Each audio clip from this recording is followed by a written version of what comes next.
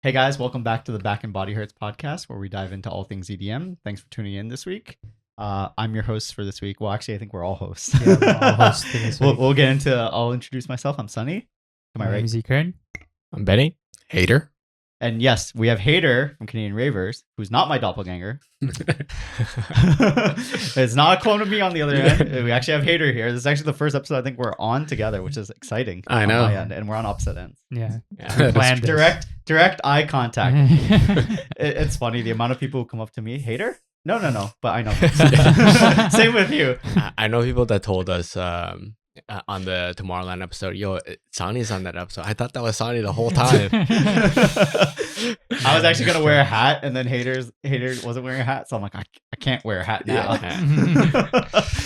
But yes, this episode, we just want to, as we start the episode, we just want to wish a happy New Year to everyone. Happy New Year. We hope Happy you New all Year. had a good holidays, and we look forward to making a great year together for you, for us, and the entire Toronto community with the content we're going to provide.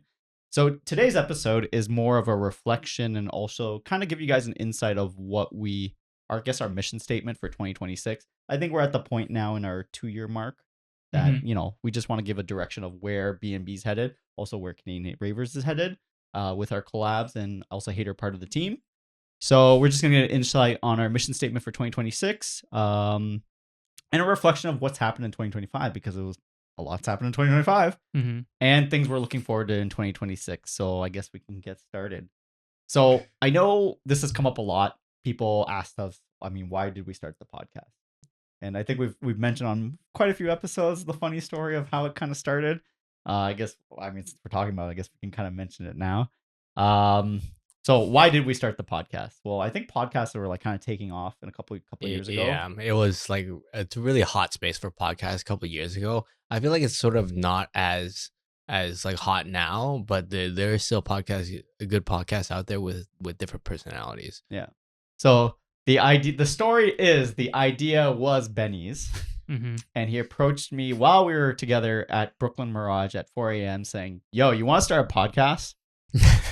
And then he's like, "Yeah, no one's doing it on the East Coast, and there's people doing it, but they're not giving like the info or like giving a voice to local artists, right? Like, why don't we start one for Toronto?" And I thought about it, and I'm just like, you know what? Let's talk about it when we get back.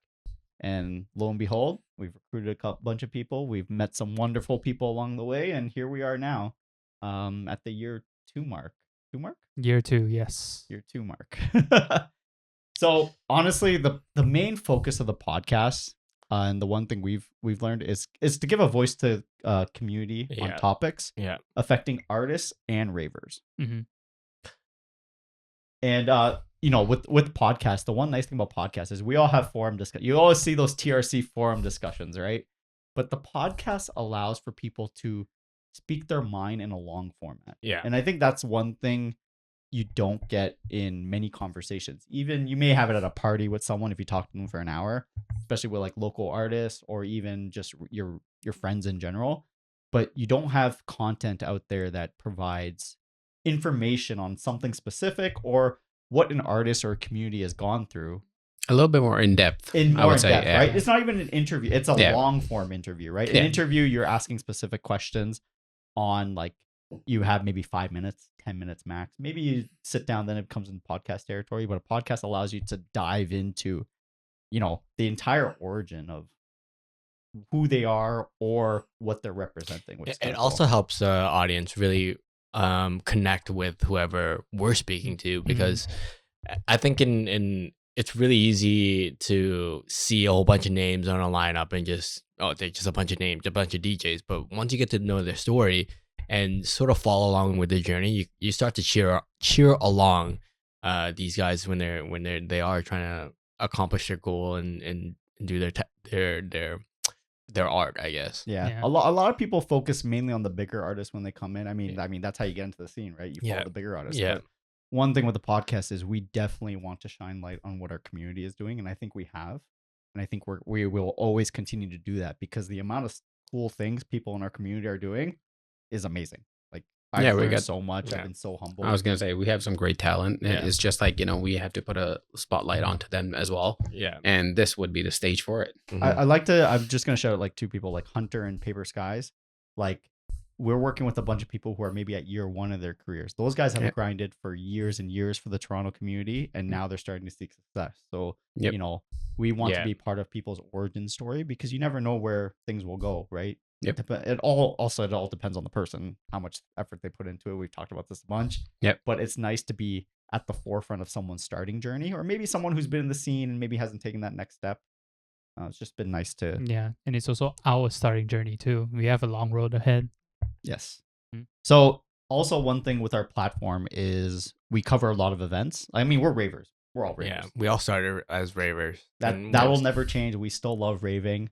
We're here to support the community, but we also want to cover events with our videos or even our we've been incorporating more you've probably seen we've been incorporating more personal aspects where we're talking about the rave or we're talking about like where we're attending.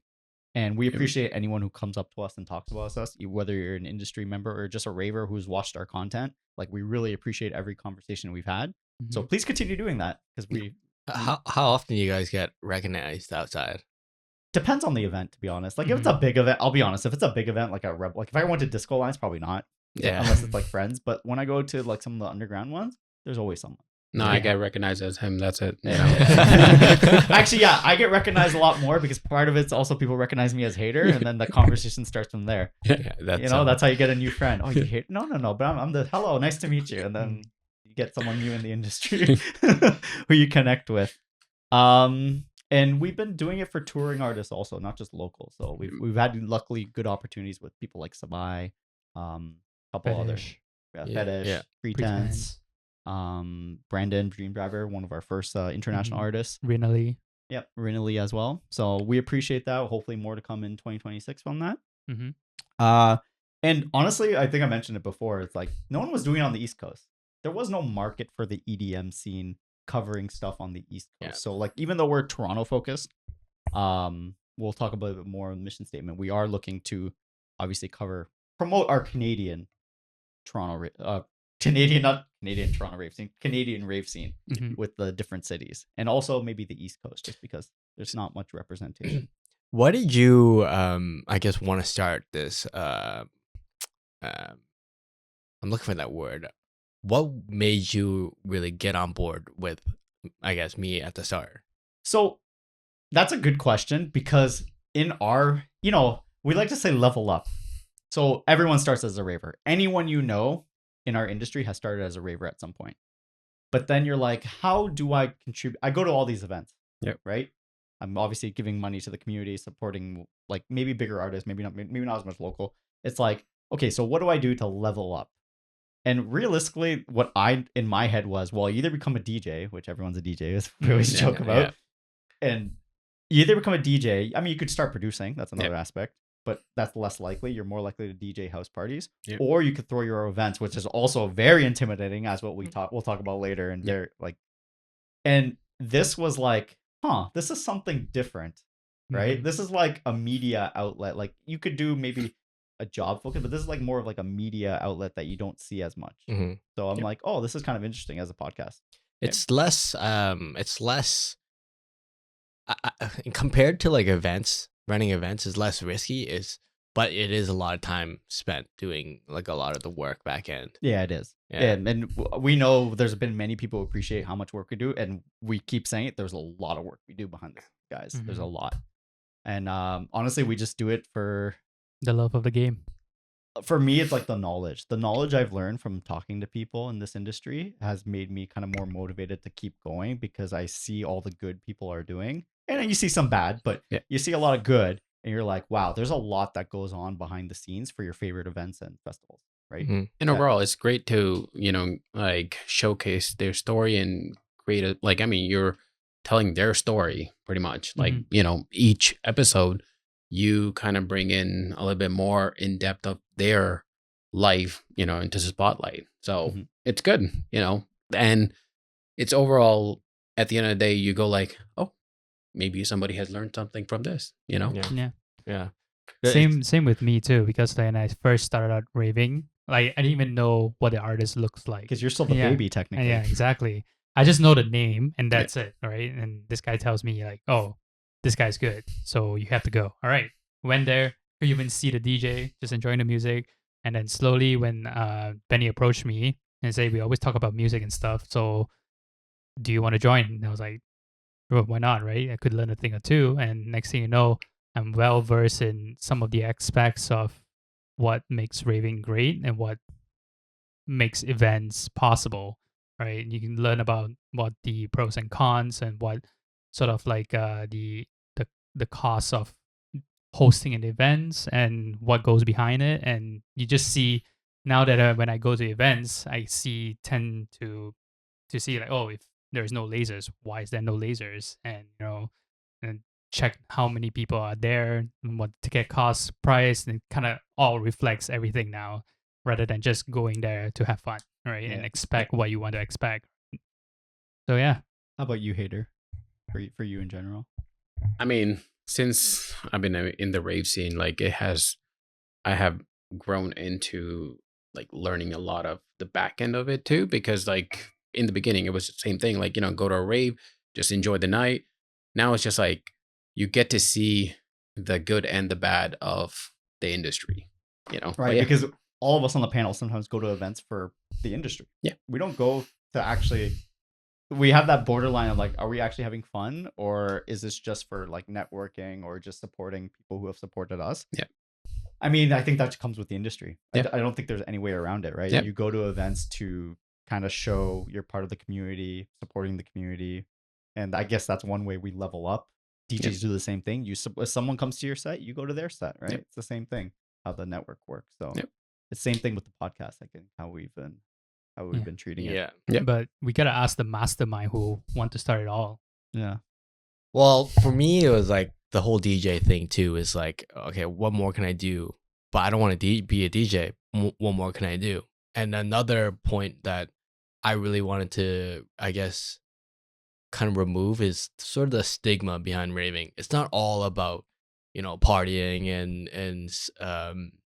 and doing stuff. It's a lot of just about the music and coming together and enjoying it, right? I think a lot of in maybe, I don't know about North America, but a lot of that. Oh, I'm going to a raving. Oh, then you must do vitamins. You must be this. But realistically, it's just appreciating the art. Yeah, you're just trying to have fun and just listen to good music. And overall, the community is pretty good. Like, most, like, generally speaking, the community overall takes care of each other and, looks out for one another.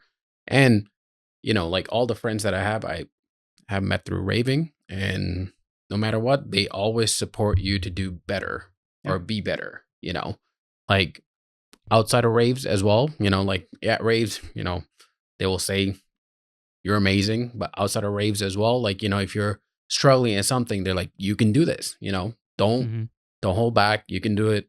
That kind of thing. They will always support you. Yeah, there is a stigma that sometimes some people consider like the rave scene, like people you meet more acquaintances or short term. But no, I've also met long term friends that through the rave scene, because you get the more genuine side. When you it's like anything. It's like sports and stuff too. When you have a connection point to like in our case the music or whatever the genre is, and you meet like minded people around it. Well, then the conversation opens further to how else do you relate? Everyone has things that relate. Maybe you don't. Maybe for some people it is all just the raving. That's okay too, right? People come and go in your life. Yep. It allows us to really stay connected, though. Yeah. Like if without raving, I don't know, what, I guess what else would I be doing?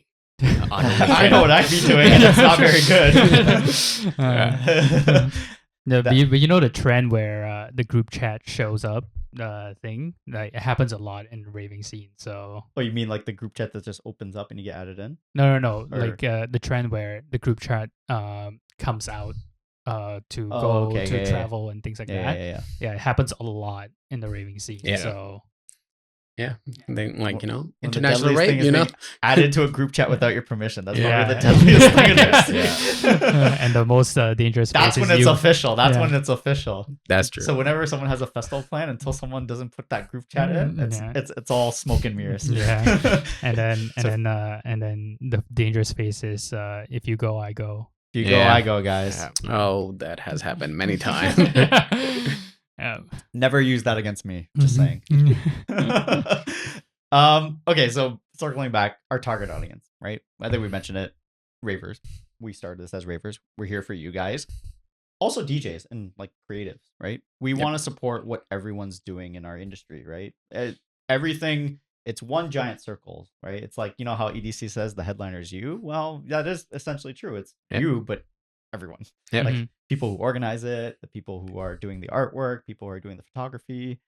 And we are focused more on the Toronto community just because we want to promote local. But that's what we talked about a bit more. We're looking to go Canada wide. Also artists, international artists. Yeah. Seeing what they're doing, because when they're here, what they doing overseas has a not effect, but like what they're dealing with all around the world also ties into what Toronto people deal with, and also like maybe it comes down to genres, maybe it comes down to, you know, how the scene is in general. So it's just providing more knowledge on what the scene in general, I guess, takes. So I guess the mission statement, right? So we always start the episode, we talk about all things EDM. That is true. But that's pretty broad. It is pretty broad. So with what we just talked about, it's really to provide an opinion and guidance for all involved in the rave scene. And that includes from hosts to attendees. I think that's the simple aspect, is everything we provide is information. Yeah. Right? Yeah. And Knowledge. whether not everything will be for the listener, but we hope you can take something out of it. Yeah. Right? Yeah. Right? Even if you're looking at taking that next step to become a DJ, like we have an episode on your first DJ gig or like getting started in the industry. We have episodes about rave fashion, right? Mhm. Right? Rave fashion's a broad topic. We have episodes on that. We have episodes highlighting our local communities, how you can join them. So we About just hope VDJs. Yep. Yeah. Lighting and producing. exactly. And obviously we have more episodes coming up touching on other aspects of photography. You know, we'll get more into that on what we have upcoming. But yeah, that's essentially it. Like, we just want to provide opinion and guidance. I think those are the key words for everyone. And honestly, I find a lot of joy. Like, we did an episode with Pedro and NPC. Kevin was on here, and just me being in the same room with Pedro, and then I hope that Kevin got some stuff out of it and learned a lot out of Pedro, and just me knowing that, you know, I can provide this much value to whoever's watching the content. I find a lot of joy in that. Yeah. You feel like your life is fulfilled. You say? Well, I find knowledge always provides fulfillment, right? Yeah. So sometimes I had the big stigma on collectives way back until we did the Just Dreaming episode. Because I'm like, with collectives, I'm like, so you joined this collective, but aren't you stranglehold to that collective? Like, it's like, oh, I have to support this collective to take off. But shout out to the Just Dreaming team, Leo and Heather, for coming on. But their simple philosophy was, I mean, they want to see people grow to the next step. They're just a stepping stone. Yeah. People will always come in, people will always go out. And I think most of the collectives we've talked to now have that mindset, which is amazing. I think at the end of the day, it's up to the individual, you know, what they want to make the most out of it. Yeah. So guys, with what we talked about, please give us a follow if you're not subscribed to our YouTube. Give us a follow us on Instagram, share with your friends. As I said, we're here for the local community, so we would appreciate you guys, you know, sharing our content because we're here for you guys. Yeah. Come talk to us too. Yeah, always come talk to us. Yeah, it's always good. So I guess let's talk about, like, with our mission statement, like what we've been offering, right? So we offer full podcast episodes. Yeah. You know, conversation on, we say all things EDM, but it's focused on music, fashion, etiquette, venues, festivals, you name it, right? We're down to cover it. Yeah. I think that's the idea. As long as we have the right guests, or as long as we're knowledgeable. One thing we try to pride ourselves on is trying to be knowledgeable about a topic instead of touching on it. Yeah. We've had the how to find a Rave Bay episode that's kind of been sitting there, but we're like, are we We'll qualified? put a hole on that. Are we qualified enough to talk about that? I don't know, we'll see. Maybe we'll find someone that qualifies and we'll see what happens. Yeah, we'll see. Maybe or somebody that has found it. So like maybe down the road. But yeah. So, like, and also what our local Toronto scene is doing. I guess, and we've talked about Target Canada, try to hit different cities. Every city is doing something different. We have friends in Montreal, we have friends in Vancouver, Edmonton, Calgary, and every scene is developing on its own. And there's some key players and wonderful people there trying to grow and develop their scenes. Yep. What have you learned compared to like when we first started and now in terms of how we're doing it and Like in terms of the scene? no, the long forms. I just think you just get to know the personal side of the guests more, how they're thinking, right? Because they had the same idea like us. It's like, oh, we're providing this, but they're doing it maybe for the community as their artist and seeing what everyone's, and especially like DJs, everyone's path to where they are is different, especially with social media. I think Yep. the one thing that I've learned a lot is how much social media plays into everything now. Yep. When you don't really think about it, but like a lot of artists' careers all depend on social media nowadays. Yep. Well, the thing too is like without social media, this podcast would pretty much Exactly. never go Mhm. anywhere, right? Yeah. Yeah. True. So it applies to us too.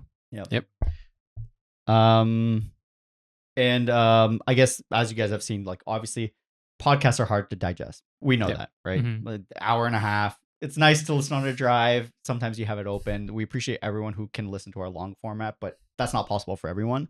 So obviously we're making clips based on that to start conversations, right? Just to Yep. highlight the episode, specific points. And we've received great feedback on that. And it said, if you guys have any feedback on anything else you'd like to see with the short form content, let us know.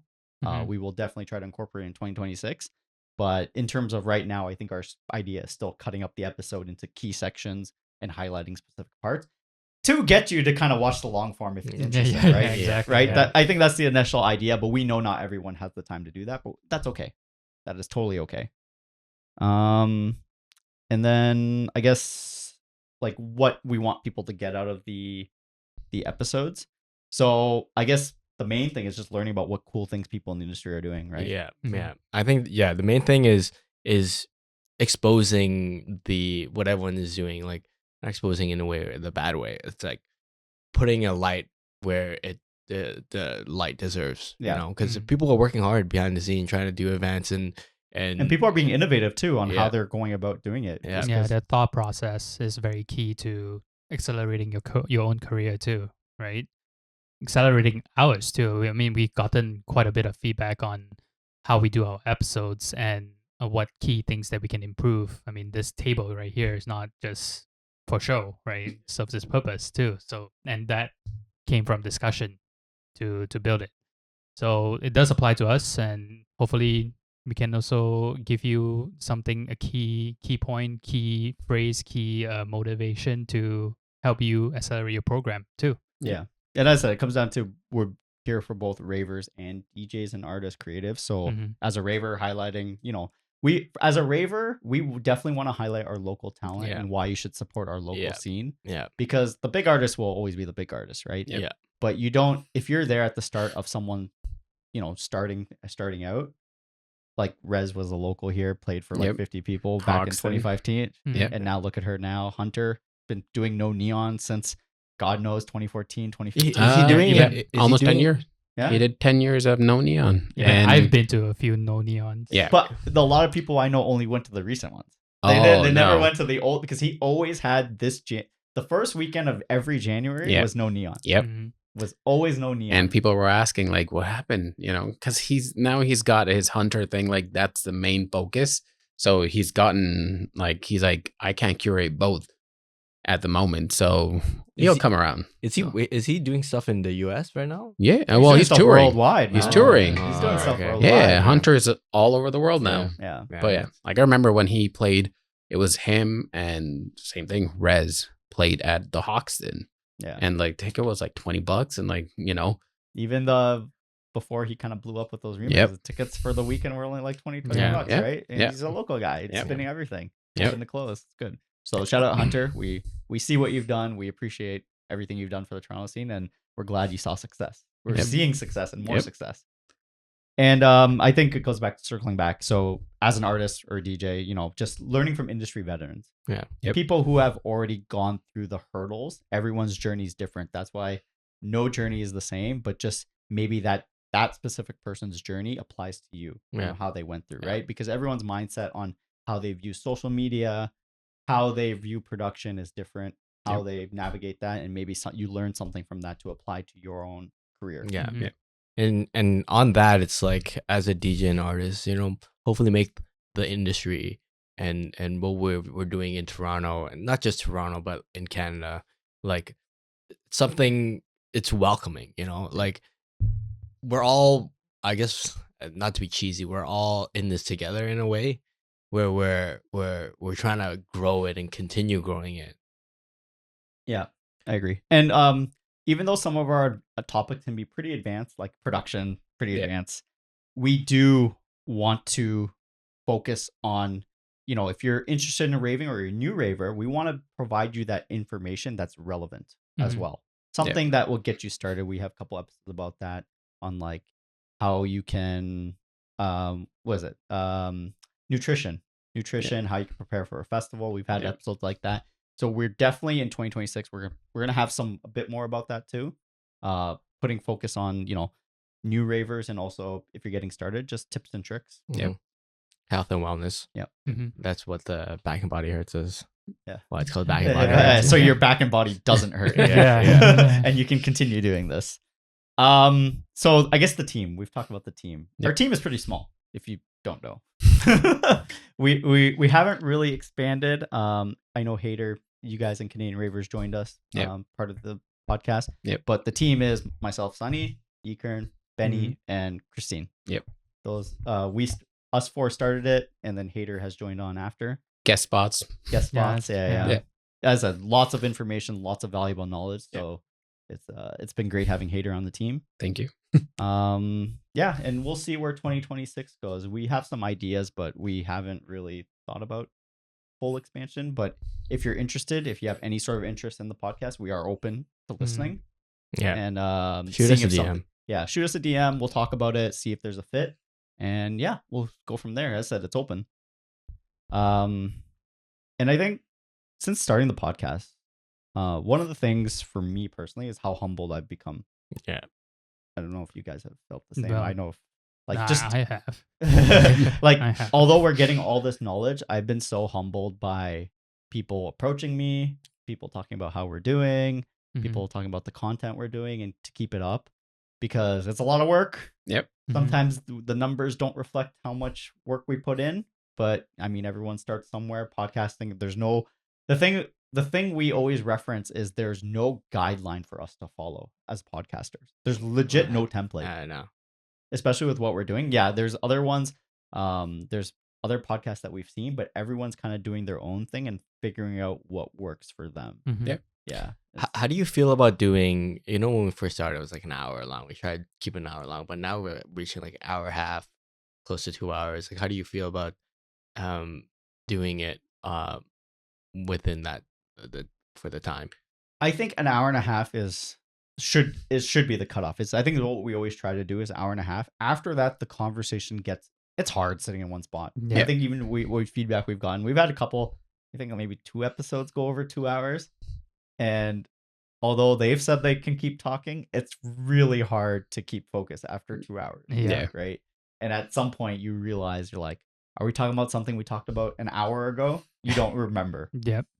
Even though sometimes if you guys seen, we have papers in front of us, it's to help guide the episode as best we can. So it doesn't turn into a tangent. I mean, we have that with our STS series. But it doesn't turn into a tangent and then we lose the point of the episode, which happened in the beginning for some of our episodes. A lot of times when we once we are done with the episodes, we always thought that, we should have asked that, we should have asked this, but we learned our lesson to put it down on paper. At least there's something there to, just reference and still talk about it. And, that, like what we say, like we have our minds to like have like a box of something organized to just open up the topic. And like that is just the key to opening it up. We don't want silence. We don't want silence. That's where some of the questions come in. It's like, there's a lot. I better ask this question. But sometimes silence is good. The silence allows you. Reflection. Allows you to think. Yeah, but Yeah. he's talking about awkward silence. Awkward you know, silence. the Awkward silence where it's just like, who's gonna say something next? Yeah, no dead air. Yeah. Yeah. If you see me become red, that's when you know it's like it's happening. But sometimes Even it's with like my shading. Yeah. sometimes it's like for me it's like, oh, I'm too locked in the conversation, but it's like, oh, after this conversation, oh, I gotta go to the next one. Wait, I'm not ready for the next one. Yeah. And then To touch on Benny's point, I'm doing that right now. As I said, this is what goes on to the podcast. As they were talking, I'm like, oh, I can think about what I need to say next to kind of Mhm. segue into the Yeah. next one. Yeah. Because if I have to talk between two of them, I'm just like, I'm just might read off the paper at that point. yeah. So we appreciate the conversation. Yes. Yes. Thank you. It's good. So as I said, I've been humbled so much by the community. As I said, when people come up and talk to me about the podcast, I'm always happy to have a conversation. When people tell me, "Hey, hater," and then I have conversation on haters' behalf, I'm okay with that too. Just pretend to be hater. Yeah. Yeah, I mean, I pretend to be Sunny all the time. I'm like, We cover more ground that way. Yeah. there's Uh, two of you. Mm. How know? about you guys? I know we've meant anything you want to add on to the humble aspect. Yeah, no, I didn't realize. Hey everyone, thanks for listening. Real quick, if you're planning on attending any events overseas, you need to sort out your mobile data before you go. No one wants to be that person hunting for dodgy Wi-Fi just to load their ticket or find their friends at 2 a.m. Use Airalo. It's an app that lets you instantly download eSIMs for basically any country. It's super easy. Pick your destination, buy a plan, and boom, you've got data as soon as you land. It's way cheaper than roaming, and you'll be set for maps, messaging, all the fest photos, no stress. Best part? You can get 15% off with our code BNB Hurts 15. Just head to airalo.com or grab the app and enter the code at checkout. How I didn't realize that this was such a Labor intensive. not labor intensive. Like people do need this. Like people and DJs and artists do need a platform to really showcase their personalities. That is true, because like same with as Back and Body Hurts. For me, like Canadian Ravers was one of those things where I wanted the up and comers to talk about whatever they wanted, but mine is more digital, not like a podcast format. But same thing, like even though where I started from versus where I am now, it still feels like we could always do more. Yeah. Yeah. We could always provide more to the community. People need as much help as possible. Yeah. Yeah. Yeah, it says a lot of the conversations and the knowledge we've had, you think some of it might be common knowledge, but then you talk to them and you're like, well, that's not common at all. Yeah. Mhm. That's not common at all. So Yeah. it's been quite interesting in that aspect. Yep. Yeah. And I guess what goals do we have for 2026? I mean, you guys have seen, we'll talk a bit more about portfolio sessions in a bit, but obviously with portfolio sessions, we're going to continue to, that's another way for us to support our local scene. Mhm. You always hear the term everyone's a DJ. Well, because everyone's a DJ, there's not enough spots to DJ, right? Yeah. So Yeah. we're hoping to, I don't know, us doing portfolio sessions gives people more opportunities More opportunity. in the other communities, because with our brand, with portfolio session brand, we're hoping we're respected in the community, and then that would allow them to take the next step also in their career, right? Also with Canadian Ravers, right? Yep. Like part of that community, they have that attached to it, so we're hoping that helps out. Obviously we keep saying this, short form content's always good, so more shorts, maybe more dedicated shorts. It's really a lot of, kudos to all the content creators out there. It's not easy, Mhm. especially those of you, like maybe you're artists. We tell people, get on that content game. It's much, hard. much easier said than done, Yeah. Much right? easier said than done. Yes. But especially as like a creative or an artist, I mean, it's what you have to do. Yep. Yeah. But we respect everyone who does it. We've had some wonderful guests on our podcast who are kind of killing it with that aspect. So shout out to those people, and that's why we want to bring them on to them providing you knowledge on what you can do in order to do that, right? And make it personal to you. Mhm. So Yep. we really like that. And then as usual, just working with more cool people doing shit Yeah. in our industry. Right. It doesn't matter local, international. We just want to hear what people are doing, right? Mhm. Yep. Mhm. If someone's doing something different, maybe someone's going to start a collective in 2026. We want to know about it, Yeah. right? We Mhm. want to hear what's going on. We have a couple things planned for people kind of kind of doing their own things right now, something different. So more episodes to come on that. I guess long-term vision, like just to touch upon that. Because we're a media outlet, kind of being like a Toronto media hub would be nice. Once again, we're just thinking like an idea down the road, especially with the podcast platform, but also tying in with portfolio sessions, we could kind of provide that media outlet. And just with the podcast, just getting more exposure to you guys, like the local community. Local communities. Ravers, putting Toronto on the map for content, and also just our local communities on the map for content. So that's what we're hoping for long-term vision. And where to find us, guys. Just as simple as that, just to like kind of round out this part. You can find us on YouTube. You can find us on Instagram. Back and Body Hurts podcast on YouTube. Please subscribe. On Instagram, it's BNB Hurts Podcast. We'll have everything in the video on where to find us. And we're also in the process of launching our website. And you can contact us through there too. There'll be a forum there. Or the PR team, you can come and contact us. Or you can DM. We have an email, Back and Body Hurts podcast at gmail.com. Or you can just DM anybody. Info at BNB Hurts Podcast.com. We have too many emails. Info at BNB Hurts. Info. Okay. And potentially in the dark depths of Vertigo. Just saying. Yeah, if you find us there, you can talk to us. Yeah, if you find us there, you can talk to us there.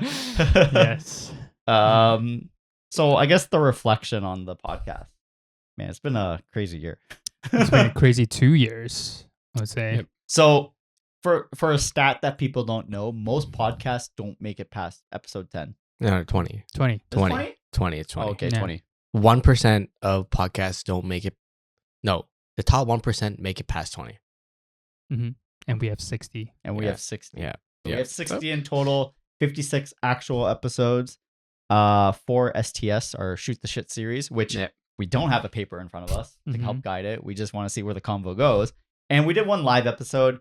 Maybe we do one in the future, but the live episode was very tricky to organize. Yeah, and it was, the background was loud, and maybe it was a topic that we had, but like it just didn't really, it wasn't that great. Yeah, I guess we're not ready to do a live podcast until maybe down the road again, maybe another one. Yeah, because I think even for other podcasters that we've seen, when they do a live episode, it's not till they're like huge. Yeah, I think it's just too much factors involved to do a live episode. Well, too many moving parts because you don't know what's going to happen next because this is controlled environment. That one is not. So realistically, we would just do interviews on that aspect instead of an actual podcast there. So, but the door is still open for us. Yeah. So we will listen to opportunities, but we'll have to really consider it before we do that. So for now, I think our studio is probably the best bet for that. So yeah, we've learned a lot along the way. Our first 10 episodes are not that great. They're really horrible. Yeah, but I think we've come into our stride. I think we really came into our stride this year, for sure. Yeah, with our episodes. Yeah. With the content we've released, our formatting. One thing is we wanted to focus on our structure. I think it was kind of like Wild West in our first year with how we were releasing. The shorts are kind of all over the place. Yeah. Because just put this in perspective. We do an episode, and maybe we have an idea when we're going to release it. Don't forget, we also get opportunities that come in for episodes. So say we shoot this episode now and we release it based on what we have like a month from now, right?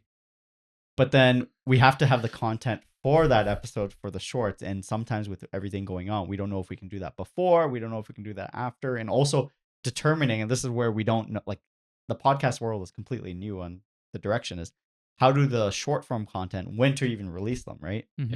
Like it's like you don't know there's no set template on when you should do it. Like, do you do it before as a preview? Do you do it after as a preview? Do you do it to circle back to the episode, which is what you've seen us do? Yeah. And we're trying different things to see what works. Engages you guys a bit more. So any feedback, let us know. We're gonna probably try something else very soon that's a bit more chaotic with our short content posting, but we'll see how that goes. And yeah, we're just gonna up the content game as best as we can as a group. For the people. And consistent releasing So we have, I think in 2025, we got down to our 2-week schedule for releasing. Yeah. Now with STS, we kind of throw it in because that's the whole purpose of an STS is we can release it whenever. But we've been really focused on the 2-week aspect for releasing. Now, do we bring that up to 1 week? We will see.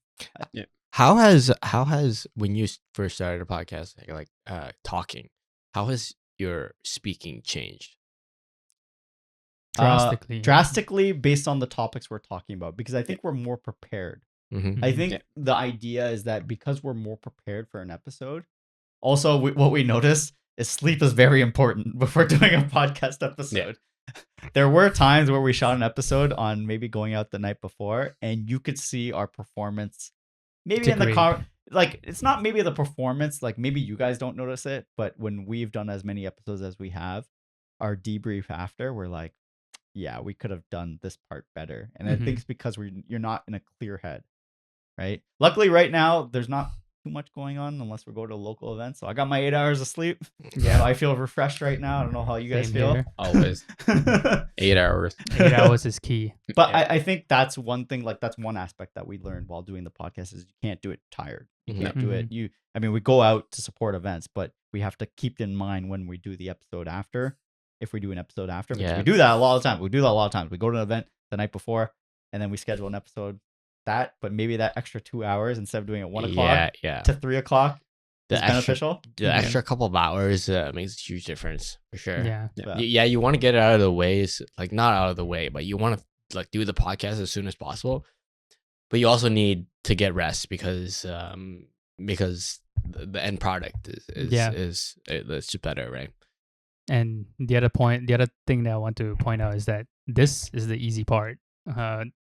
Whenever we want to do a podcast episode, it takes the whole day, right? If we schedule it on Sunday, we pretty much we have to cut up 8 hours, and a podcast episode is an hour 4 kind of thing to make this, because we have a debrief and we also have a brief introduction prior. And also whole planning and cleaning up and setting up the studios and things like that. So, also, we take 5 takes before we start the episode. Yeah, that too. Just to get warmed up. No, just kidding. We've gotten pretty good at that. Yeah. I will say that. We've gotten pretty good. But we did try a section. I remember I think it was like we stopped it, where we did like 10 minutes of warming up the guests. But then what we do now is we just have a proper conversation outside of the podcast and then just reinforce that it's a chill conversation when you're on the podcast. The big thing for me is that changes. It's not an interview. It's a conversation. It's a conversation. Yeah. That's the main thing we always tell guests that come on, and we always have to remind ourselves it's just a conversation, right? Cameras are rolling. That's okay. I mean, I'm still talking to my friends here, right? About stuff we always talk about. So, and also if it's a guest, we still talk to them like, normal human beings. Like you're just at a party, right? Yeah. So that's one thing I think we've gotten very good at, and I think people have noticed it. As I said, I've heard genuine, great feedback from people saying they're appreciating what we're doing and the conversations we're having. And sometimes we're very critical on ourselves. We do an episode sometimes, and we're like, I don't know, but that's a learning opportunity for us, right? Yep. Just continue forward. I mean, I was gonna say the episode that I was in, for Tomorrowland, right? People came up to me, they're like, You guys described a lot of information, so I thought it would be more complicated.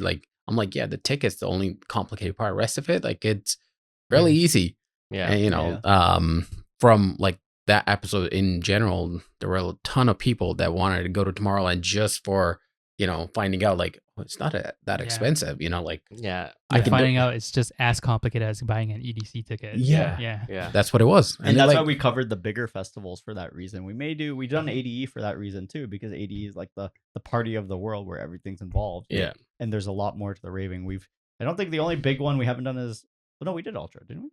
Yeah, we did. We did Ultra, but way back, and we haven't done the UK one. Yeah, Creamfield. Yeah, we haven't done Creamfields, but also none of us Awakenings. have gone. I've gone Awakening. I've gone Awakening as well. Yeah. Benny's gone Awakenings, but I have the shirt. Well, so just to provide a bit of knowledge based on why you may not have seen us doing episodes like that, the episode structures for those ones is very interesting because it could be boring. Yeah, and it could. So we have an episode that we did about Escapade. But when we reviewed it, we're like, this is very boring. Straightforward. Yeah, it's like nothing, because Escapade is really straightforward. It's just like Veld. You just get it. And that's why we haven't really done a Veld one, because the only thing that makes to be honest, the best thing that make episodes is stories. Yeah. So unless we don't share stories, us telling you how to get to Veld is like, Yeah. Takes it to Everybody. GG. it's like, Yeah. it's like what, like it's just it's like whatever. Yeah. Yeah. Yeah. So if we have stories, then yeah, we can do it. Then Yeah. that's where we're focused on. But we covered those big ones because they did have stories and they did have like common knowledge that people don't know about. Yeah. So maybe we might do a bit more about like some other festivals like Awakenings if you're into the techno world. Do you We'll see. think because we went into Tomorrowland not knowing all these things, that it did, because we didn't know a lot of these things, it did make a better episode? Or is it because we have, say for example, we already have knowledge on Veld, so it's like it's kind of boring to us to talk about Veld. Yes, I do agree with that Yeah. because you're asking the questions that at that time Claudia and Hater, Yeah. they Yeah. they had Yeah. all the answers. Yeah. Mm. Yeah. So you're asking it as the person trying to find out information, which Yeah. is helpful for us. It's very hard when everyone's been to that festival and you're Yeah. trying to think about what someone who hasn't gone to the festival. Because once again, we're talking live, right? Yeah. So the conversation can go anywhere. So it's we'll very cover Veld when we talk to the organizers of Veld. yeah. We'll do Veld when we get like behind the scenes in Yeah. Veld on like what goes on behind Veld. Then you will have stories from there. Yeah. And then we can share our personal Veld stories. Yes. Yes, we have lots. But yeah, that's just as a short form content I think is key because in this day and age, short form content is, I think, how you grow. Yep. Right? Yep. As I said, everyone, Easier social to media, digest. get on that social media game. I say it every time, get on that social media game, and we know that too. We gotta keep posting, and we're trying to be more personal as well for Yeah. events we Yeah. go to. Yeah. I think people have enjoyed that. People like Yeah. hearing about that. And we just want to do a quick, I guess we've collabed with a lot of people here and there's too many to name, but we appreciate everyone who we've collabed with this year, from collectives, from production people, from artists. We appreciate everyone who's come on the podcast, shared their stories. There's, you know who you are. We appreciate you so much. And Benny, I think we'll move it over to you for something we started this year as well, which is portfolio sessions. Yeah, so you mentioned at the start sort of what the idea is with portfolio sessions is really we saw that there was not enough opportunity to go around, and we just wanted to provide more opportunity, and not only provide more opportunity, but make the most out of it, and that comes in terms of content because it's so easy. You get getting the gig or the spot to play is already hard enough, right? And then you got to record all these things, get all these cameras, get all these people, and do all this extra work, right? So that's why we build it. And not only that, it's like I see HOR and like Radio Redina. It's like, why can't we have something like that? We don't really have something like that in North America, or not North America, in Toronto and Canada. So I'm like, let's just make it ourselves, because we were already doing the video for the podcasting. I said we've done the legwork for how to do the video of the podcasting. It's like, why can't we translate that into recording a set? yeah. So obviously, like with anything, there was trial and error when we first started, right? Doing like that pop-up one. But I think now we're going to say season 2 is about to start very soon. Yeah. And I think we've come into our stride for what it is. I guess I've never really asked, like, how did I get started? So it was actually after 2013. It was an idea. Like I was like, okay, it was an idea where like I came back from I came back from Tomorrow World, and I was like, okay, I want to get more into this scene, and I'm gonna see where, like, if there's other rave groups in, at that time it was just Facebook, so like Toronto Rave Community was it. And then, around 2014 Ultra, I noticed that there was only like, you had Toronto, you had Calgary, you had individual, but not as a whole. Like Canadian. Yeah. So the page, the way it started was like I used to do shout outs to all the ravers that were going. So like I would post about like Selfie Sunday, Man Crush Monday, Woman Crush Wednesday, and Throwback Thursday. And like, fresh, what do you call it? New Music Friday, that kind of thing. And like I was doing that, and that's how the page grew. Mm-hmm. And then I kind of diverted from that into more of like doing media work, like interviewing artists and like, like asking people about their life story, about how they got into the scene, and like what do they do for a living, that. Mhm. But yeah, it's been slowly growing. But for the past, you could say, 2-3 years, it's been kind of a back burner due to family. Mhm. But I'm trying to put it back on. Like go 100% into it for 2026, and let's see where it goes. Mhm. What do you miss most about when you first started doing it? What do I miss? I mean, like, Or is there things that that's something I guess not miss? What have you done at the start that you can still continue to do? interviewing people. Yeah. Yeah. I love interviewing people. I love talking to people, getting their side of the story, getting, like an understanding of where they came from, because everybody has their own perspective on like, outlook on life and outlook on like their profession versus the rave life. There are some people that I did not knew that raved and like randomly saw them on the street and they're like, or randomly met them at like a corporate party, Mhm. and they're like, oh, what are you doing here? I'm like, stuff like that. So it has happened. But yeah, I like talking to people, getting to know about their life. Yeah. It's just like us with the podcast too. Yeah. But I know you've done more interviews with artists over the years too, Yeah. right? Yeah. Yeah. Good. Anything for 2026 with anything else? Try to get back into the roots of like showcasing the followers itself, because that's how the page actually started. Yeah. So literally give shout outs to all the ravers that were following from the beginning, and try to make that more of a regular thing, and try to do more interviews. Mhm. Nice. Yeah. Interviews is I said Yeah. to touch on the interviews. I know we've tried it. Yeah. Not easy. I found it harder than podcasting, Yeah. actually, to be honest, because it's just like the set questions. Yep. You may only have like 10 minutes less. Mhm. It's something we're also still looking at for 2026. Yep. And working with Hater and Canadian Ravers too. So maybe some more content of that coming out. But Yeah. right now it's still, we realized it wasn't our forte, so we Yeah. kind of took a little bit step back on that. But Yeah. we'll see if we circle back to that based on that. But Because I think with interviews in the podcast, it's different, and with interviews, it's a whole different segment. Yeah. In terms of how we do the podcast and how interviews are done, right? Mhm. So it's another layer of, I guess, work we have to do that It's a we don't- two different things. it's a different mindset on how Yeah. you have to structure it, which is not, as I said, we just haven't attempted it enough to find our stride. But with everything else going on, Yeah. as I said, the team is small. It's just Yeah. like we need to kind of put that on the back burner, at least like on the side until the opportunity makes sense. Plus the environment. I think the Yeah. environment's the biggest thing that we've experienced. Like you don't know what environment you're going to get into when you do Yep. the interview.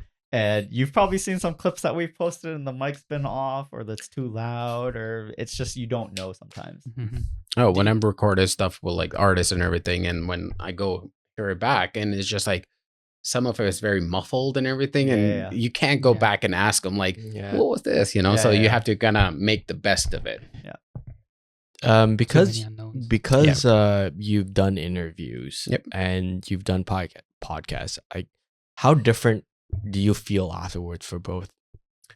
So interviews is more structural, like, and you have to be quick. Like it's a lot of back and forth very fast. Like it could, like, Sunny said it, you have only like 10 to 15 minutes with the artist, and you have to talk fast, and you have to be like aware of like, okay, this question's kind of dying down. So like you got to get the next question ready, and like, kind of put it into the conversation without making it sound like an interview. So, Mm-hmm. there have been a lot of that, while podcast is a lot of like relaxed environment where you can still talk about it, but it's a bigger, You can go off on the tangent that we talk about, Yeah. right? You can feed off ask the that energy. question. yeah. Because you can. That's the thing with the with interviews. Sometimes it's not doesn't feel as genuine as No. a podcast Yeah. does, Yeah. right? Yeah. Mhm. You can't ask what's on your mind. And No. one thing we learned when doing an interview is you may have 5 questions, Yeah. but you may only choose 2 of them to post, because in the end you got to post it on social media, and you Yeah. don't have time to post all of it Yeah. unless you upload the video. Yeah. So then you're just like, I need to steamroll through these questions and then choose whichever one was best for the Yep. short, which doesn't feel as genuine. I mean, we technically do that with the shorts on this, but the long format gets posted. Yeah. Which is what matters. A lot of times in the interview, the long format doesn't get posted. Yeah. Where if you ask 10 questions, only 2 of those will be posted, and you'll never see the other 10. Mhm. Because I don't think I've ever seen. It's rare that I've seen like someone post like it ends up being podcast territory at that point, right? Instead of an actual interview. But yeah, it's always different. Pretty much. Anything else, Hater, on that? No, pretty much like, more interviews, more, giving back to the community, because I started the page as a stepping stone for their, like whatever the next step is for them. Like I wanted that to be a platform for them, like never, for me, it was never, I guess, money making, you would say, it was never, my goal was never that, because like I have a full-time job and everything, and I mainly focus on that too. But this was just, I guess, a platform, or like, it's your way of giving back to the community. That pretty much, just like how we started the podcast, it's your way of giving back to the community, which we respect. And you'll see definitely more collabs with us and Hater and Canadian Ravers in 2026. What else do you do outside of interview? Do you do writings and blogs? Yeah, so I have done a lot of event reviews, as well as blogs about festivals, about events. Try to do a couple of guides, but because I don't have all the knowledge and information on that, so like every time I did ask on the page, not everybody was giving, a straight answer kind of thing. So never shared that, but I would love to, create a guide. Yeah.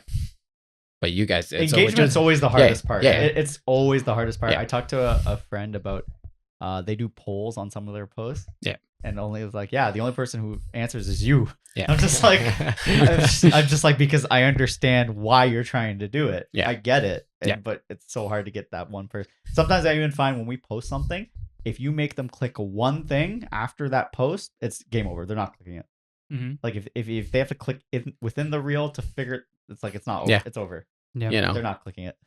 The world has gotten into like the 30-second or even like 10 seconds. Like as what Remy said, it's like Yeah. with shorts, it's like Yeah. less than 3 now. Yeah.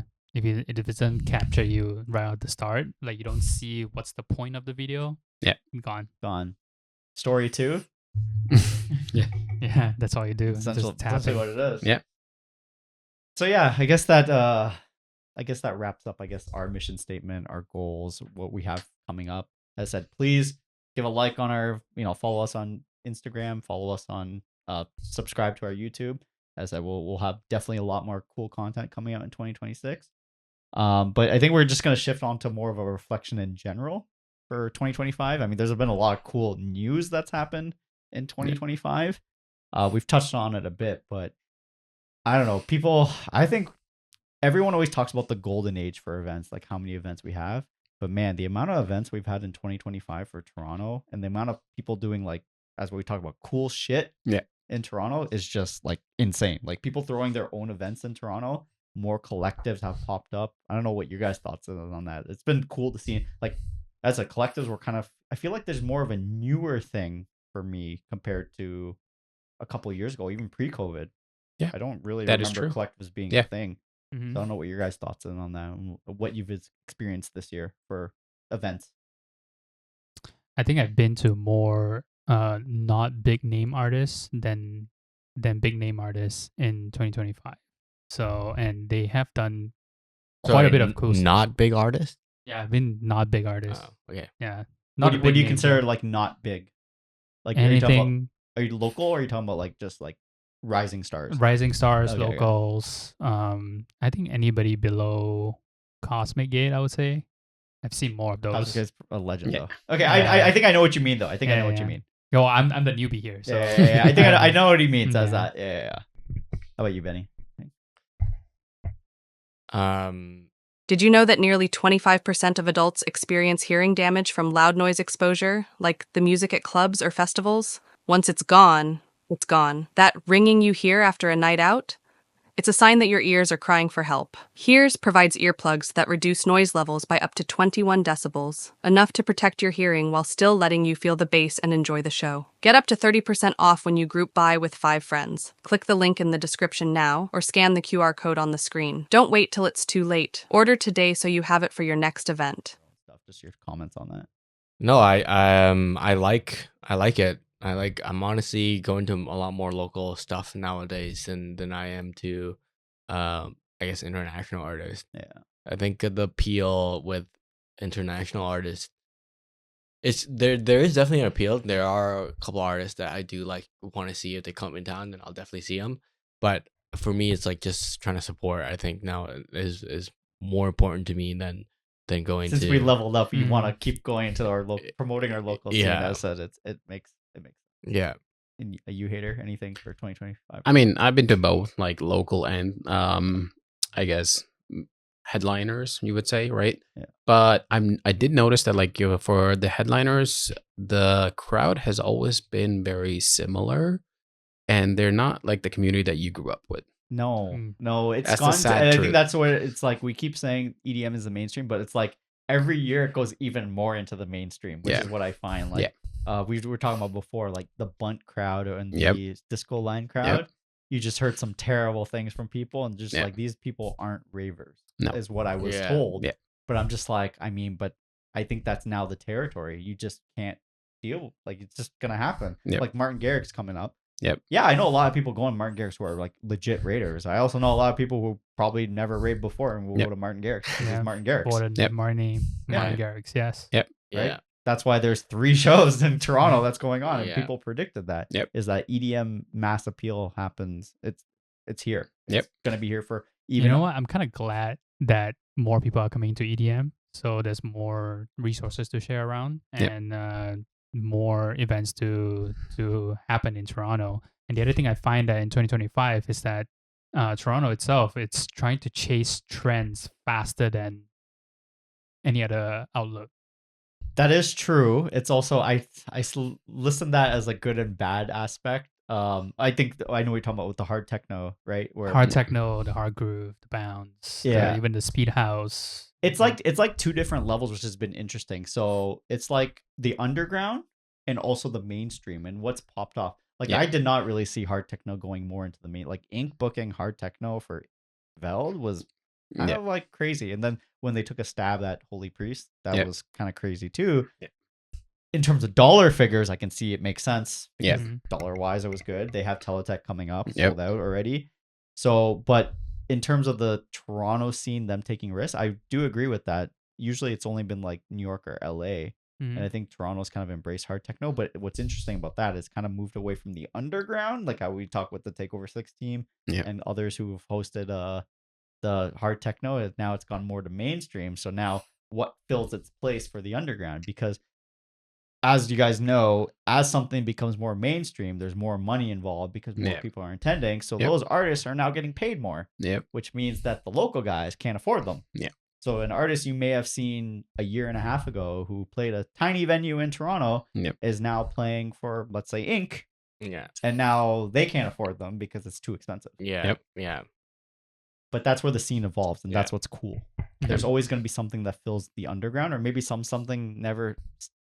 Like I always say, hypnotic techno will never leave the underground because it never will. Yeah. It legit never will. So someone like Format, like they'll always have those artists to pull from because there's no way that stuff's going to the mainstream. No, that is true. Cannot see it. No. And that's where social media comes into play. Nowadays, which has been kind of every year, social media plays a bigger role on what's popular. One of the things right now is I think that's why hard techno, the term TikTok techno has come up, because technically it's techno, but people are like, well, it's also techno hardstyle, right? But like it's also like it's blowing up because you can cut up hard techno into that short clip that provides that energy that's like, oh, this is cool, I want to go there. You can't do that with many genres. No. Especially like a genre like trance, where the build-up is a minute, and you're like, how do you cut that up to make it exciting? Yep. But how do you even fit that in the reel? But that's I guess something with 2025 that's been interesting. And just touching upon trance, I mean, who would have predicted Tiesto coming back to trance? Yeah. Everybody ran to that. Everyone, the meme is dead. If you Yeah. know what we're talking about, Yeah. when we put in the video, the meme is dead. 30-year-olds returning to trance. Mhm. But one thing that's interesting about that is just the amount of social media that's generated from that. Yeah. Right? Trance, we've talked about it you've heard it all the time. Trance is pretty much dead here, but the amount of social media buzz that presented, we'll see how that carries on to 2026. I don't think it's gonna last. If I'm being We'll honest. we'll see. Because I think, so I guess I'll mention it now. I think if trance becomes relevant again, it's through social media. Yeah. Which is Mhm. interesting to what I just said, where it's a minute buildup. But what I mean by that is if Tiesto keeps doing all this trance, like if every set he does is now more trance, the amount of people who latch on to that, because what happened when he did the Dream State set and he did the EDC set and he did the recent one with the pyramids, Yeah. is all these people commenting, this is what I grew up with. This is what I grew up with. Right? Yeah. This is what, now they're coming into the fold and expressing that. And the amount of people who are taking his set, making clips of it, Yeah. that just promotes the scene. So I still don't see trance becoming more mainstream, but it's going to be through social media if it happens, right? You can't predict that stuff. What we've noticed is you can't really predict, other than Tech House, you can't really predict in Toronto if something's going to be very Yeah. popular or not. You just don't know. That's and true. how things will generate based on that. Yeah, unless the two titans, Tiesto and Armin, just Just go do a collab. Yeah. But that's the thing. When Yeah. Armin comes into town, it always sells out. Yeah. It goes back to the Yeah. everyone knows them. It's not really maybe for trance in general. It's No. just, It's not a trance it's event. just It's not a art- trance event. and we say that all. I said I love to hate Armin. You guys know that. And the reason why I absolutely hate Rebel events when he comes there is because it's not the trance I'm looking for. No, it's not even trance. It's not trans. And unfortunately, That's right. he knows. No, He knows. He knows that too, and he has to play his more casual songs. For that. I still remember that one year he came in and said, "You guys want to hear a State of Trance?" And he plays 2 songs. And that was it. No, he opened with On and On, and I was just like, Yeah. oh, brother. Yeah, On and On's a good song. What are you talking about? So no, it's not. Okay, we've talked enough about trance. One thing I wanted to talk about though in 2025 is venues. Mm-hmm. Yes, Like- there's a lot more new venues. Well, there's a lot more new venues, and we also lost venues. I Yeah. think Toronto is starved of venues. Yeah. So, just Heavily little starved. spoiler: we may be doing an episode soon about venues in Toronto with industry guests. Yeah. And we'll have more details on that soon. But I think it's more of a polarizing topic right now with venues because, on one aspect, we've gotten people like the Takeover Team and a couple other collectives finding these brand new warehouses or Yep. venues and making them into an actual pretty cool event. Maybe not the best, but like it worked. Yep. Mhm. And at the other time, you have people not able to book events because of, we've heard Live Nation Yep. having access to those events. And Yep. as I said, we'll talk more about that on the episode we may have planned. But Yep. another thing is that like we have it's cool that all these little venues are popping up, but the lack of access is also very troubling in my aspect for Yep. people to book them. But one of the big blows was Casino, which happened last year. But I Yeah. think we really felt the effect of Casino this year because now the biggest problem Toronto has for venues is we have nothing in between 5,000 to 8,000. Yeah. It's literally, I think, Rebel or maybe some warehouse like the Queensway warehouse or McCormick. I think McCormick can do 3,000, 4,000. What about Really? the one airport No, I think one? it's 2. I don't think it's but it comes 2,000, man. So the airport, Hater makes immense is good. The airport one, yes, is a giant venue, but why does no one book it? And I think it Because has it's to so come out down of to- yeah. that too, and so out of the way too. Yeah. That's the thing. I think the risk is too high for Yeah. people to get people to go to Mississauga. Yeah. But I don't know if the event's good. Like if Zamna's did a great job there this year. Yeah. Right. It's just I think the cost to rent it is Yeah. the risk reward is too high, especially in this economy. Yeah. That's one thing we've noticed talking to a lot of these people is Yeah. you think they're swimming in money hosting these events? Yeah, Guys, yeah. they are not. Yeah. It's literally one or two bad events could put them under. And that's Yeah. the risk they take, especially with how much rental cost is for events or for venues in Toronto. Yep. It's a big deal. Yep. Like just and also production costs. Like I don't know, at the time of this recording, you guys probably heard of what happened with AMPM and their event cancellation for New Year's and the post they put out there saying almost lost $100,000. Yeah. Yeah. And talking to industry leaders, that number is actually true. Like Yeah. they've probably lost $100,000 having that event canceled. But as I said, it's tough in this economy to host. Yeah, but at least they have their own AMPM. They do. bar They do. still. As I said, they're at the level right now where they Yeah. can continue moving forward.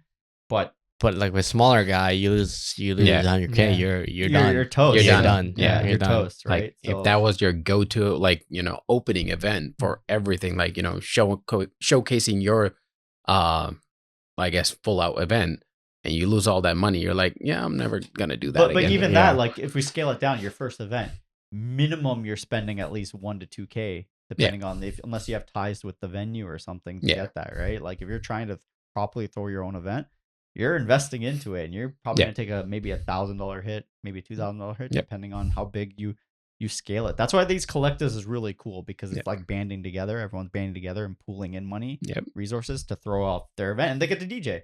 So they Yep. cover that aspect too, which Yeah. is kind of cool.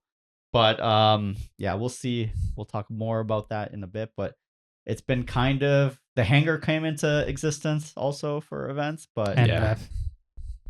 and left. We'll talk a bit maybe on that on the episode on that. So another thing, news wise, the Sphere hosting EDM events. Yeah. I know the Anima residency started end of last year, but it carried over into this year. They went to Egypt Well, Oh yeah, for his Yeah. thing. for his Yeah, thing. yeah. Yeah. But then also, they had the collab between Insomniac and Tomorrowland in the Yep. Sphere, Yeah. and now Elenium's doing Spirit his event. residency. I didn't think it would happen. I'm glad it was Anima, but essentially, as I watch our episode on all things Sphere, Yeah. because we go in depth on like the experience in general. So if you're going to the Elenium one, which we know a lot of Toronto people are gonna go, Yep. definitely check it out. Gives tips and tricks also on like the venue, where to seat. I mean, you may already have your ticket, but where best to seat, the actual experience beyond the actual show. So it's really cool. Yeah. But yeah, the Sphere caught me off guard that it was that quick that Yeah. an EDM show happened. And that just shows how much more mainstream we are going, especially because the residency was considered a massive success for sure. Yep. And even Elenium's is probably gonna be a massive success.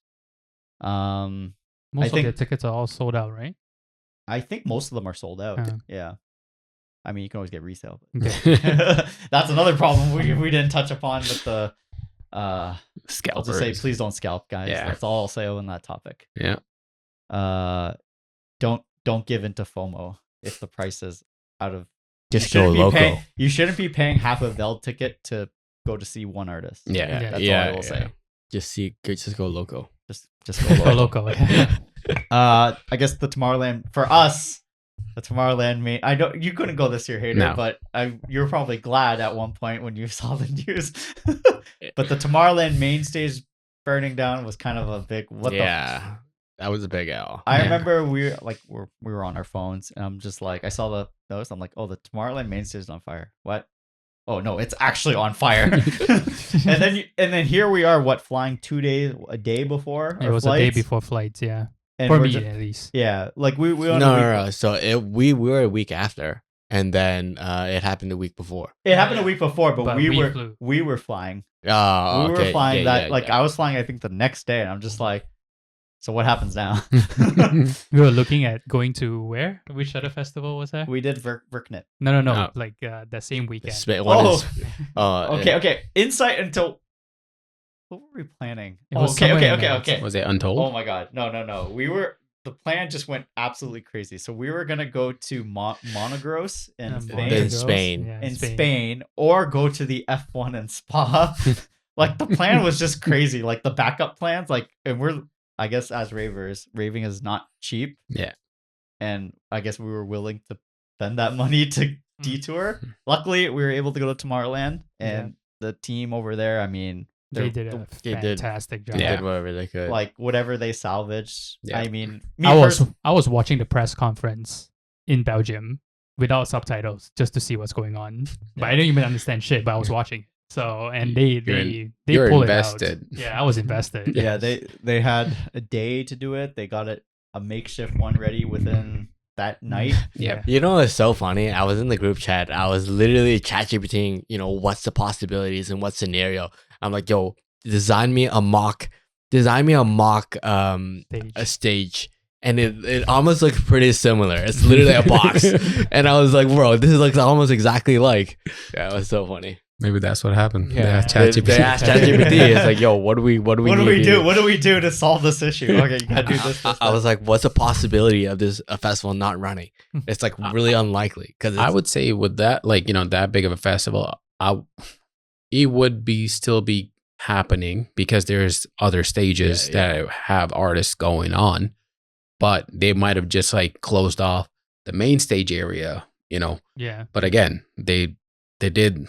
They want. I don't know if they could have because it also comes down to the whole safety aspect and how many people capacity. Because capacity at what Tomorrowland main stage is what 20,000, maybe more. I don't know, but We heard a rumor that the campgrounds people will only party at that the camp stage and not able to go into. That the was festival. that was the actual plan. Yeah. If they couldn't get a stage going up, is Yeah. that campground people would only be able to see sets at the campground. Yeah. Wow. Yeah. But that's that'd be how they. sad. But that's how they keep and that comes back to capacity. That's Yeah. the whole reason for Mhm. that. Yeah. That luckily we weren't week 1, so we're like, okay, if they already have this contingency, we should be okay for week 2, and we were fine. Luckily, everyone who went week 1 got Got their money's worth. got their money's worth in terms of the festival. Yeah. Yes, the main stage burned down. It happens. Yeah.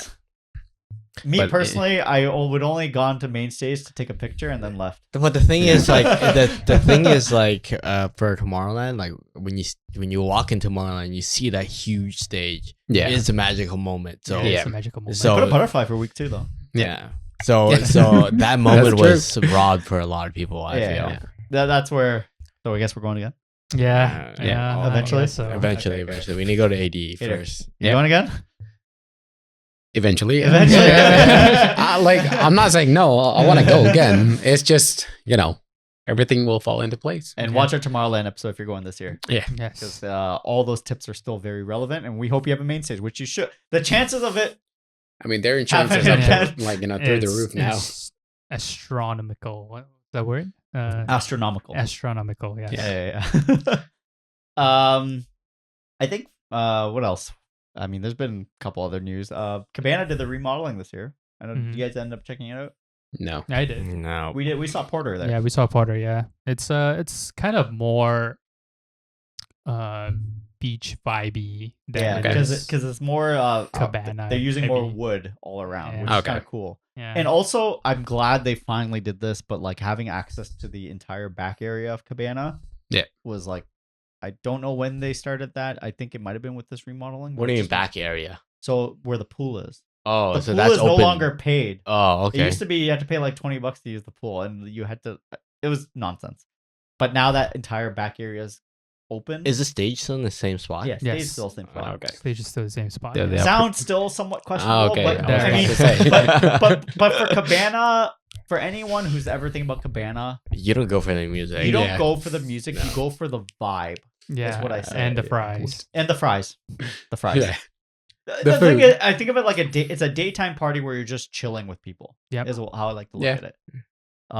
The music, yeah, it's cool to have your artist play music, but it's more secondary at that Yeah. point. Because usually with Cabana, I find maybe I find people don't go solo as much. Yeah, it's more of like a full groups. Like you're going for what do you call it? A booth, Yeah, rather yeah. than just like you just going for that artist. I always say I have one. I'm only going to Cabana once in the season. At least that's all I could stomach, just because Yeah. I just it's that entire aspect. It becomes Yeah. like a party. Yeah. Just yeah, that. I'm just yeah. like I'm cool. This also it's a money sink to go to Cabana Yeah, sometimes Yeah. because you feel pressured to like drink or at least like more socialize and buy the fries. yeah. And buy the fries. Food. Another thing is, I guess, see if this trend continues in 2026, but more artists taking stab at their own festivals. Like John Summit did Experts Only, Staylander did their Starbase, Grizz came back with his 7 stars, which all were wildly successful for first time events, and I think that just comes in. We'll see what bigger artists. I will like Ember Shore's already started with Millennium, but we'll see what other artists do that in 2026. Who did Nine Hearts? No, Nine Hearts. Oh yes, Nine Hearts. ISO X Knock 2. Okay. So even them doing their own festival, which I heard was, Wildly they had successful. Skrillex play Yeah. back to back, which was like a legendary set with Yeah. ISO XO. But like we'll see what artists. I can't even name any artists who will even attempt it, but I know there will be someone who attempts the festival in 2026. So I'll be curious to see who that is. In terms of some not so great news is you guys may have heard like the whole industry thing that happened. We won't get too much into that, but it did shed a little bit of a dark spot on the scene. Yep. All we want to say about that is just look after one another, guys. Yep. You know, You see something, say something. you see something, say something. We appreciate what every promoter, organizer has done to promote health and safety for the medical and also just protecting ravers in general, right? Just we appreciate what everyone's done. We need to continue to do that. in Yeah, the scene. and we're a So, community. You know, yeah. we all gotta look out for each other. Yeah. So that's all we'll say on that one. But unfortunately, it happened this year. We'll see what happens in the future with that. And another one that's unfortunate was the DNR festival cancellation for this year. Yep. Hopefully things go well next year. They had some permit issues also with location. They were moving around locations to try and give you the best festival possible. Once again, things aren't cheap from what we know Yep. to run festivals, so it's not that easy to just say, "Oh, I'm going to throw my own festival." And I mean, Yeah. Not that easy. there's a lot that goes involved No. with vendors, with permits, and all that. So hopefully things go well this year, but it's I guess a learning experience. Yep. We know ever since Ever After happened, and the problem with that is that not that it happens just because it already happened once with Ever After, so it left with our base community. Shout out to our base community because they were super passionate. It just left another not this again Yeah. type of feeling, and we heard you. People have talked to us about it, but we're hoping things go well next year for it. But yeah, that was one of the big, I guess, local news. Anything you guys have that maybe was bigger news for you in 2025? Escapade move venues. Oh yeah, they moved menus. Yeah. I actually like the new location. Yeah. Yeah. Escapade move venues. It was pretty cool. It's nice and flat now. It's easier to access all the stages. We did do a review. You like it better than I actually kind of like it better in a sense because like you always pass by the main stage for this new set of venue rather than like the older ones. You can actually bypass the main stage, so you don't actually really need to see what's going on in the main stage. I just found it easier to get from the 3 stages. yeah, I think that's what it was. That is also the key point. Yeah, but like, sometimes you like the journey at Escapade, you know? Well, not. I wouldn't say like that because the like Lansdowne one, I mean. you know how like the old Escapade, when you walk between the stadium stage to the main stage, there's a good chunk of it is soundless. Yeah. Yeah, you don't have that. But I kind of like that, you know? It's like sort of like you're leaving this area and now you're going to this new area. No, I guess. And to some of each the their walk, own. the walk is sometimes nice, you know? Yeah, but not climbing stairs though.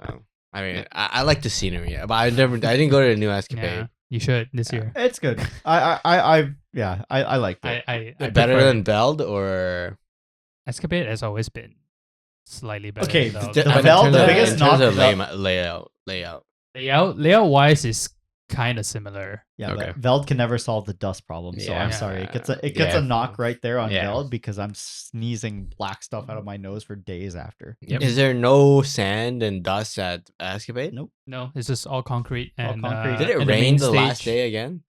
No, that was 2 years ago. That was 2 years ago. okay. Yeah, that was the year before. Yeah, 2 years Yeah. ago. So unfortunately, the one day got canceled for that reason. Oh yeah, But- I remember that one. You Mhm.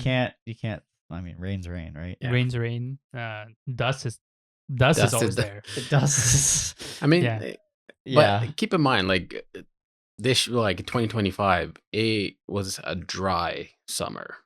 Mhm. You know, like even at EI, it was dusty. It was pretty dusty at Yeah. EI. Yeah, EI, this EI. Beld. I love what they did with Fort. I think EI took huge strides making Fort work For your- way yeah, better. yeah. I don't know, and this comes down to why we like to cover our scene, because there's technology out there that makes sound better, but Yeah. also doesn't disturb The neighbors, the that are neighborhood, because surrounding you would neighbors. think, Yeah. but like I'm just gonna say, there's like triangulation of sound where you can pinpoint where the sound disperses and how. Yep.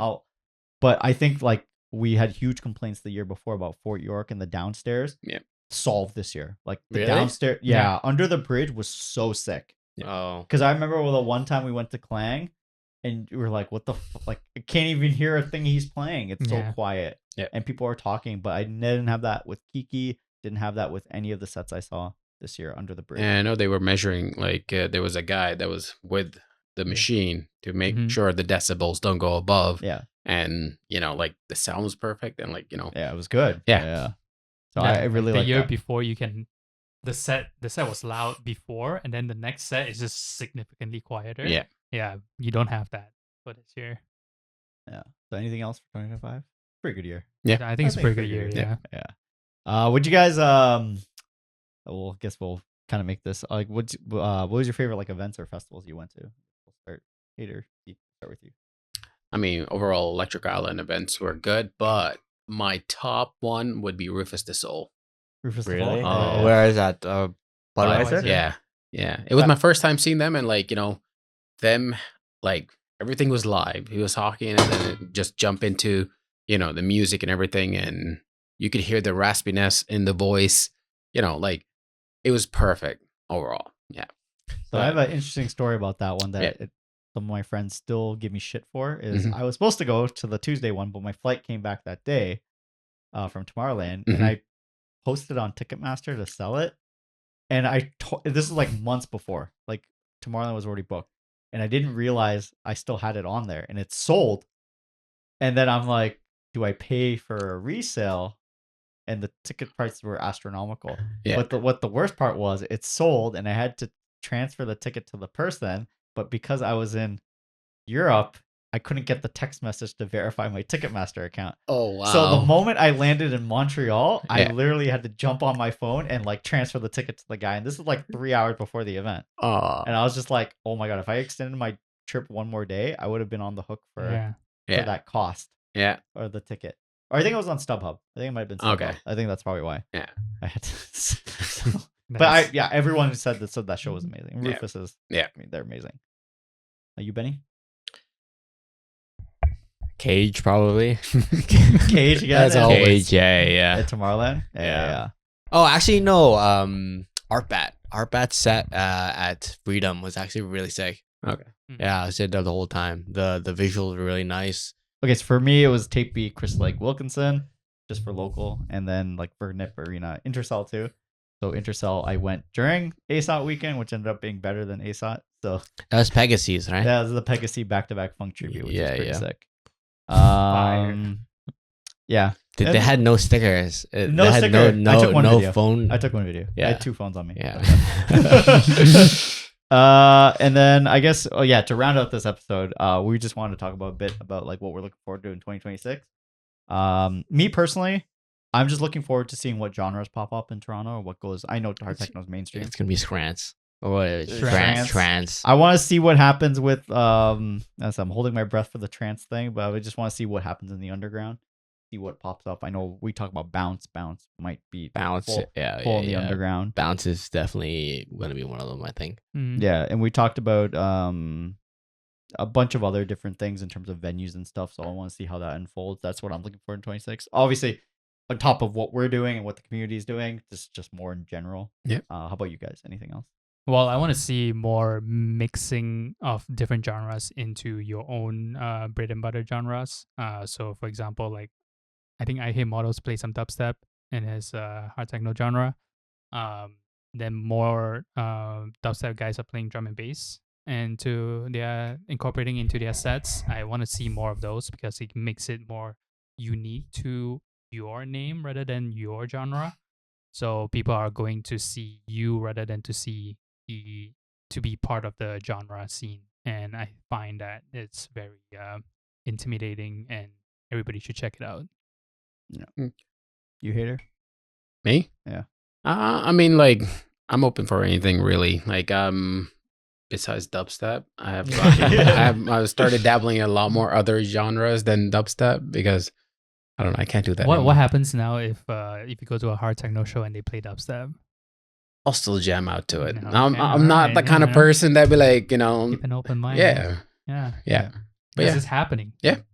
I know it's happening. You might just end up there. You know how one of those things is like, Oh, I just ended up there. Like, Yeah. oh, Yeah. okay, guess I I'll mean, listen like, to this. I'm gonna go see I Hate Models. So yeah, if you play some dubstep, I'll Yeah. make a video just for you, like Yeah. headbanging. I might be there too. Actually, one of his recent viral videos is him playing dubstep All right. at the New York show Okay. during the American Thanksgiving. He had a dubstep song that he was playing. He was like headbanging. I'm like, what the fuck? Yeah, Crazy. it's pretty wild because the genre kind of shares the same BPM. So Yeah. that's why. Yeah. How about they you, Benny? incorporate. Anything? I really hope to see more new venues actually. Yeah. And What did you think about the church? I didn't go to the church. Oh, Oh, yeah, the I church did. was another I one did. that was Yeah. great. I didn't actually go to the church either. I don't went think to the I, church. I went to the that's church. I went to Yeah. the church. It was nice. It was like I guess a neat setup that they could use, and like I like how it got on the news outlets for Yeah, the local scene. yeah, Because yeah. it's just And, like, like, how are you hosting an event here? and they defended. They're like, it's not like we're getting money from the local government and everything, so we have to Yeah. somehow Yeah. get money. So Yeah, this yeah. is a great way, and why not? Yeah. Yeah. Awesome. But yeah. Well, I think we'll round out the episode there. So thanks for tuning into this week's episode, guys. We hope you enjoyed a little bit more of the personal side on our end, on why we started the podcast, why Canadian Ravers exists, and why our goals for 2026, and also for content we're going to provide you guys. So we hope you appreciated that. If you want to support us, please share it with a fellow Raver. Like and subscribe our YouTube, our Instagram, whichever platform you use the most. We have a goal of reaching 1K subscribers on YouTube, so that would be a huge milestone for us. I mean, everyone's got to start somewhere, so we're hoping that's the first small milestone.